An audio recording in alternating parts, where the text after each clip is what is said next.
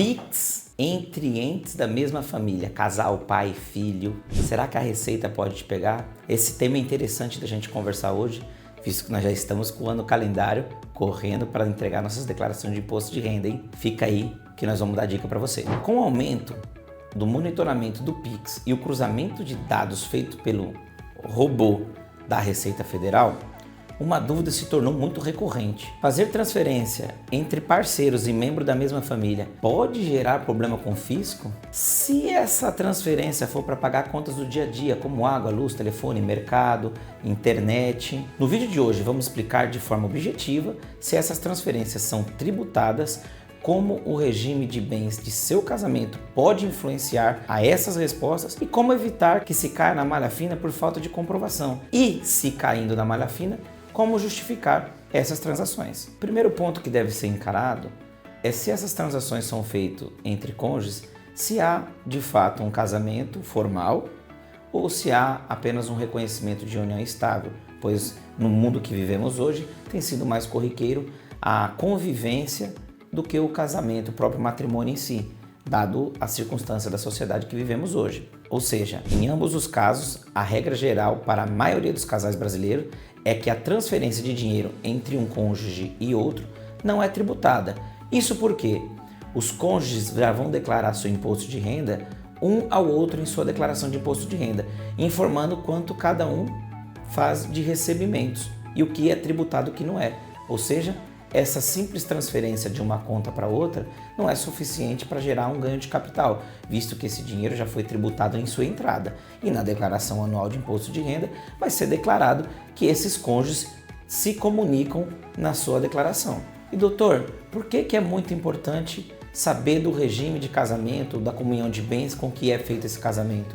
O que muda isso no imposto de renda? Isso ocorre porque nos regimes de comunhão parcial ou comunhão universal de bens, o dinheiro é considerado um patrimônio comum do casal. Como o valor já é pertencente a ambos, a transferência via Pix não é considerável uma nova renda ou um acréscimo patrimonial. Nesses casos, a Receita Federal não entende a movimentação como uma doação, pois não há mudança de titularidade do patrimônio, já que os valores correspondem ao casal. Entretanto, a atenção deve ser redobrada para casais que optaram pelo regime de separação total de bens. Nesse regime, os rendimentos de cada cônjuge não se comunica, sendo considerado bem particulares. Quando um cônjuge transfere dinheiro para outro, o fisco pode interpretar que essa movimentação é uma doação, podendo tal transferência ser tributado. Sobre doações incide um imposto estadual chamado ITCMD ou ITCD.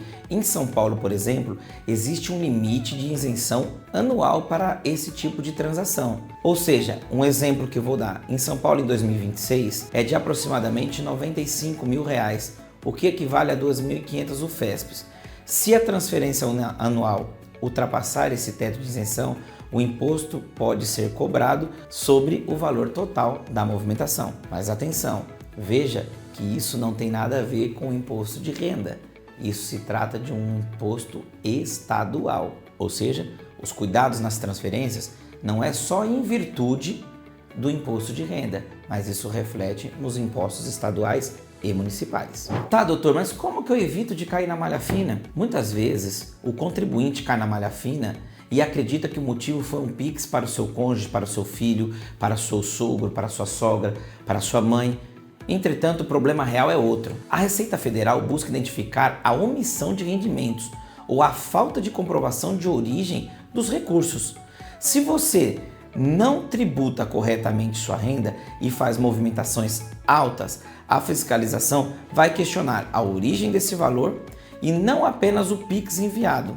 Uma grande dica estratégica para quem vive no regime de separação de total de bens, onde o patrimônio não se comunica de um cônjuge com o outro, é a utilização de um cartão adicional, por exemplo, para as compras, onde tudo vai estar vinculado ao nome do titular e o adicional só é seu dependente. Embora na fatura de cartão apareça o adicional, toda a conta vai ser passada e o pagamento, é claro, feito pelo titular, no qual o titular que gera a renda mantém o cartão em seu nome e o entrega para uso. Ao pagar a fatura do cartão, não há transferência de titularidade de dinheiro, evitando assim risco de incidência para um suposto imposto sobre doação.